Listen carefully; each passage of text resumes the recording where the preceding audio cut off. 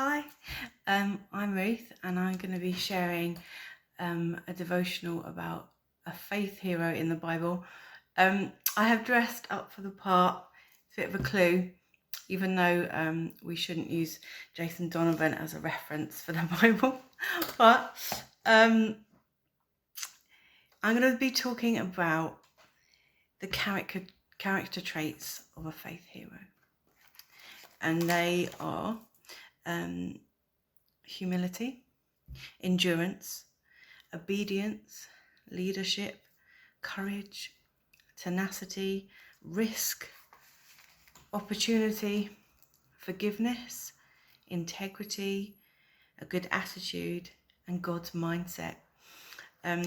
Many of the characters in the Bible have these traits, but this person in particular does, and I've always admired their good attitude. I think God has reminded me of that the most when I have felt in the kind of pits of despair, as this person would have felt. I'm reminded that God's glory comes. God brings us out of the darkness. He brings us out of the difficult times. And it's just a matter of trusting him. And in the world, it can look like things are going completely wrong, that we're never going to go anywhere or do anything. But that is not what God believes for our life. You know, he has a plan for each person. He doesn't have a special plan for me and not a special plan for you. So why do we need heroes? Why do we need faith heroes? For me, it gives me hope that God can do anything in anyone. It inspires us. It's a model of faithfulness to follow. So we're able to take those risks and opportunity as these characters did, holding on to the promises and having hope. In a world that is filled with hopelessness, sometimes hope can be difficult, but God is full of hope. He is hope. And this person followed hope their entire life. And one of the things I was going to say is, this person was a dreamer. I'm going to talk about Joseph. And that dreaming is not a bad thing. I was always a dreamer as a child, and it really looked like I was kind of going into La La Land all the time. But I was dreaming with God, and I was, he was giving me visions of what would happen and what would come. And those were robbed from me in my life when I had depression and severe mania and lots of different names, diagnoses that I don't associate with, because God has brought me out of that. But yeah, be careful who you share your dreams to, because some people will be jealous, like Joseph's brothers. Some people will have a lack of faith, so they can't believe for your dream. And also, when we're given visions and dreams, often it can be several years until it comes to pass. And that isn't because the dream isn't good, it's because we have to mature into the dream first. So I'm going to start with the story of Joseph by just reading a section of his experience with his brothers. And the other thing that God has been saying to me is, what am I saying through this faith hero? And God said, Holy Spirit said to me, there is greatness in everybody. Despite any situation, God can turn it around. So Genesis 37:5. Joseph had a dream, and when he told it to his brothers, they hated him all the more. He said to them, listen to this dream I had when we were binding sheaves of grain out of the field, when suddenly my sheaf rose and stood upright, while your sheaves gathered around mine and bowed down to it. Now it's might be like, oh, annoying younger brother, an arrogant thing that he's sharing. Who does he think he is? Why is he lording it over us? And he wasn't. He was just, that's what he saw, and that's what he was interpreting. And often we develop the gift of interpretation over a period of years. I have learned in the prophetic not to always share what God is telling me, or be careful how I share it, Like if we see something negative in someone, we don't want to ignore that that's there, but that person already knows about the difficulty. We want to give them the hope and the dreams. And so Joseph saying that to his brothers, he really didn't help himself being, understood or popular. And his dad did love him more than his other brothers, which is unfair. But no matter what they did to him, he still loved them and he still forgave them. I mean, they sold him into slavery. And that's a reminder that even though we can get enslaved in lives, we are not slaves. It can appear like that. And for Joseph, going from someone who's free into slavery, he wasn't born into slavery, and then taken to Egypt, completely away from his homeland, different people, that a completely different culture. So what astounds me about Joseph is that he never gave up. He never gave up. Even when things looked bleak, he had to hold on to the promises of God. So after he was sold as a slave, he went into prison because Potiphar, who he was under, he was a steward of him.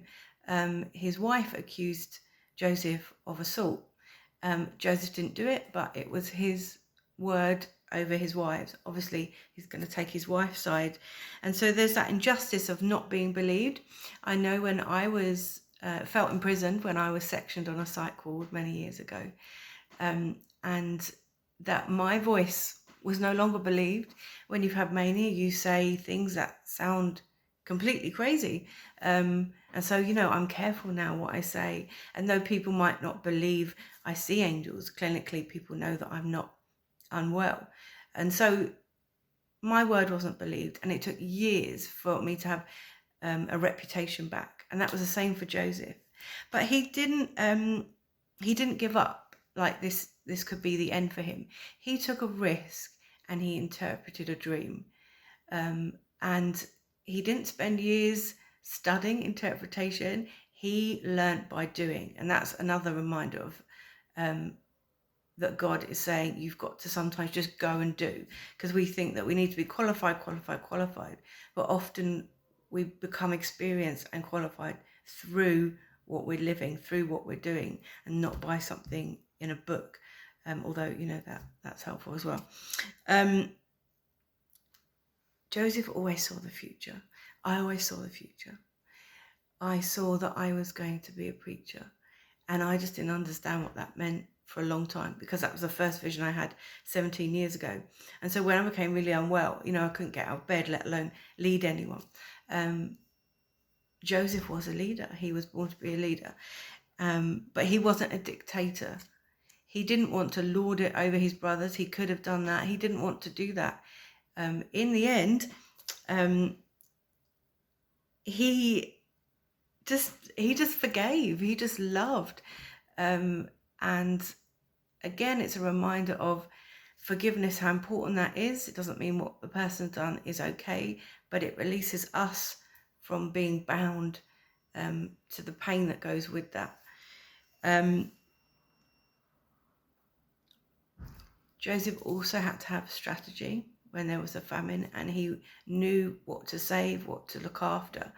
And so if he, a young boy, when he first saw this dream, if he'd been released into it, he was naive, he wasn't careful with what he said, he didn't have life experience.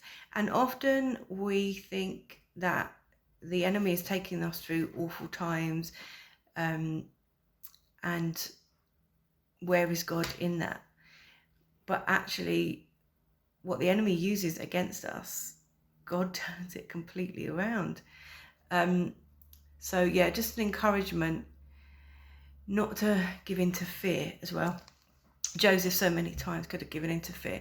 I could have given into fear. One of the there's loads of testimonies in my life, but one of the big testimonies is that I was living in a flat. Well, it's a studio, they call it a flat. I came out of hospital into supported living for 2 years. That's when they have staff there. and then into this flat, which was a one room, and it was tiny. There was a bed, there was like a washing machine, and the kitchen and the lounge. It was all one, and a separate bathroom. It was tiny, and I could have had a bad attitude and said, I don't want to live in this. Why have I got such a small place? But I just kept saying, thank you, God. I know that I'm going to have a house one day. I know that I'm going to have a room one day. And I'd look at my friends and see what they had and be like, I'd love to put my paintings on the wall and not fall over myself. You know, when I put my washing out, there's literally no room to walk anywhere. Backtrack. When I was put into... When you're under the council, you can get 3 choices of living somewhere. But I was in temporary living, and they fast-tracked me, and you can only have one place. You can't say no to it. So basically, if it had been another bedsit, that would be it. That would be what I would given, and that was the end of it. But I went through housing association, and they had build new builds, and I kept being told this is what you'll probably get, but God was saying no, I've got better and better. And I imagined maybe a massive council place that would need a lot of work, but no, I had a brand new flat. I had a balcony. I've got a bath. You know, newer places they usually put showers in. It is 3 times the size of what I was in before. My bedroom, now I've got an art studio in there. The lighting that's in here is incredible. It's so bright. A real kitchen. I started cooking again. My life transformed. So many things happened from that huge blessing. And I was given the flat 2020 in January, the end of January, which is 2 months before the first lockdown. And even people that don't believe in God can see that this is not a coincidence. This happened for a reason. And so I'm always holding on to the promises of God. And in the end of Joseph's story, which is Genesis 41 to 43. So Pharaoh said to Joseph, I hereby put you in charge of the whole land of Egypt. Then Pharaoh took his signet ring from his finger and put it on Joseph's finger. He dressed him in robes of fine linen and put a gold chain around his neck. He had him ride in a chariot as his second in command, and people shouted before him, make way. Thus he put him in charge of the whole land of Egypt. So he gave him this massive responsibility, but he knew he could do it. And he needed all of these attributes I was talking about at the beginning. So believe in your dreams. Believe that God has you held. Don't give up. Have a good attitude, no matter what the situation looks like. Character comes from difficulty often. It comes from struggle. It comes from hardship. And we can lose faith, or we can get even more faith. And, you know, the things that I have been through, I wouldn't wish them on anyone, but I wouldn't be who I was today. And God gave me the vision for Happy Heads UK, which is a mental health organisation, and we look at people's gifts and strengths. And if I hadn't been through what I've been through, I wouldn't be able to help people in the way that I can now. So my encouragement to you is to have a look at some questions of why do you need a faith hero in your life? Who is your faith hero? How does that encourage you? And just, you know, look at the parallels in your life to be like, if you look at any character in the Bible, it never turned out badly. God's glory came in. Often, you know, the end of the story. But the shaping of the character comes through the difficulties. And so often we think the enemy is attacking us, but God is saying, but what are you learning in this? How are you fighting? So it was lovely to speak about Joseph. And I don't know what his actual robe looked like. We know it was lots of colours, but I've always loved rainbows, and rainbows are part of God's promise. And so God was putting promises over his life before he even understood it. So the other things are to have integrity, to be forgiving, and to not be so hard on yourself. We're very hard on ourselves. So yeah, there you go. Bye.